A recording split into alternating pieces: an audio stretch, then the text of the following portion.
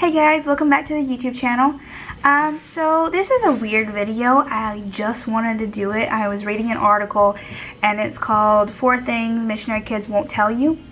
And I really do want to read it and touch on it because I've experienced some of it and so has a lot of my friends. And also keep in mind throughout this video that this can relate to missionaries' kids and also to pastors' kids. So I just want to kind of go through this and read some excerpts from it and yeah, just kind of touch on it and talk about my experiences and how I dealt with it. So yeah, let's get into the video.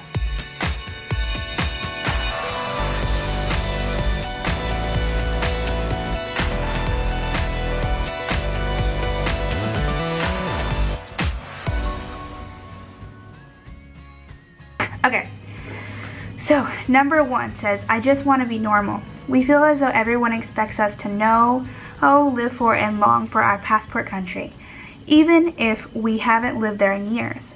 We're told things like, you're American, why you pronounce that word differently, and you should know how to play baseball, you're American. These comments frustrate us because we didn't grow up in America. Okay, this I understand 100% because we go back to Alabama and people ask me, why don't you know what football is? Because especially in my family, football is a very big deal. And I don't know how to play football. I'm not good at sports. I have no rhythm whatsoever. But in this wanting to be normal,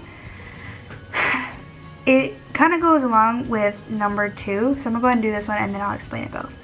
I don't know where I'm from. Many of us have grown up overseas, never really knowing where to call home. We have acquired friends, customs, and world brews from several different cultures. We were born into our passport country, but we don't have any strong ties to it. Yet we are still expected to call it our home.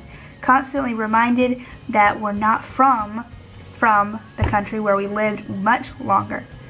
Okay, that was a lot. It is very confusing. I'm going to try to explain this with as much grace as I possibly can. I have asked myself the question, I've asked myself the question several times in my life, where am I from? I was born in Mexico.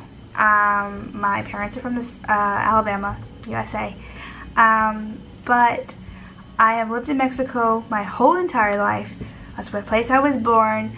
That is the culture that I grew up around, but then every now and then, we go back to Alabama and I'm thrown into a whole different culture. So it's also like in both countries, me and my brother talked about this one day, we try to be normal in both countries. So in Mexico, we try to fit in as much as we possibly can. We grew up with the culture, so it's easy to try to fit in with the culture, but our skin color is different. So like this is talking about like she didn't know where she was from because she grew up in one place for a really long time, but then even in the States they didn't treat her like she was from there. So she was going around, she was confused on where is she supposed to come from and what's normal. So if you ask me, when especially these last couple of years ago, I was really struggling with trying to figure out how I'm supposed to act. Like, what's my normal me? Because I had a me that was from the U.S. and I had a me that's from Mexico. I'll dress differently in the States. I'll dress differently down here. I would wear different kind of makeup in the States and different kind of makeup in Mexico. I would adapt to different cultures in the States and different cultures in Mexico. So it was really confusing for me, and I think especially as missionary kids, we have to kind of ask ourselves eventually, which culture do we want to be more like? And we have to kind of create our own culture. So I think God really, really helped me these last few years with that because I will tell you, I was in complete distraught. I did not know where I should call. Well, I knew where my home was, and my home and my heart has always been here in Mexico, but I had to find a normal me. And I guess, there's that age gap where kids, they go through just trying to find themselves, and it was really difficult for me because my environment would change a lot. I'd be in the States and then I'd come to Mexico, then go back to the States and come back to Mexico. So it was switching between two different personalities, and it was actually really difficult. But I started praying about it, and God's really given me a lot of grace and patience to kind of figure that out. And I've figured that out, putting God first and trying to let Him help me figure that out, because it was really difficult for a while. Now, I do disagree with her where she said, she was born in her passport country, but there was no strong ties to it. I do have incredibly strong ties. Everything else that she said, I agree with. It is really hard to kind of try to fit in both places. And thank you, Jesus. I managed to learn, and I'm still learning, how I can be one person, and I can be that person in the States and down here. And actually, it's worked out pretty well for me since I started praying about it. Okay, number 3. I might not want to be a missionary when I grow up. We asked if we would follow in our parents' footsteps. And many of us MKs, that's the word that they say for missionary kids, will awkwardly stammer our way through the answer before looking for the nearest exit. We feel pressured to say yes, but guilty if we say no. But we also know that a weak maybe just doesn't cut it. So I've struggled with that before. Especially friends that I know, we would always there'd be this one time every year or two, we'd all go to a conference together, me and like all the ministry we're a part of, and kids would come up to us, are y'all gonna be missionaries too, expecting this great big story, and a lot of us would say, yeah. I mean, we didn't mean it necessarily, it was kind of, we were pressured to say that, it's just something you feel like you have to say. And there's some of us who, we've decided early on that that's not what we want to do with our lives, and that's okay, because God has a different calling for everyone's life, and some people just don't figure it out until later. Personally, I have always said no. Now, I have always said that I was going to live in Mexico. I decided a little early on, and I'm still praying about it, but I feel like God is moving me to have an orphanage and to take care of kids here in Mexico. It's always been something I've been drawn to, is kids, and just teaching them about Jesus at an early age to give them an advantage. And I work in kids ministry for now, but eventually I'm hoping that it will grow into an orphanage. But if you look at it necessarily, I'm not going to be a missionary. I'm just going to have a bunch of kids around my house, adopt a bunch of kids, and have an orphanage full.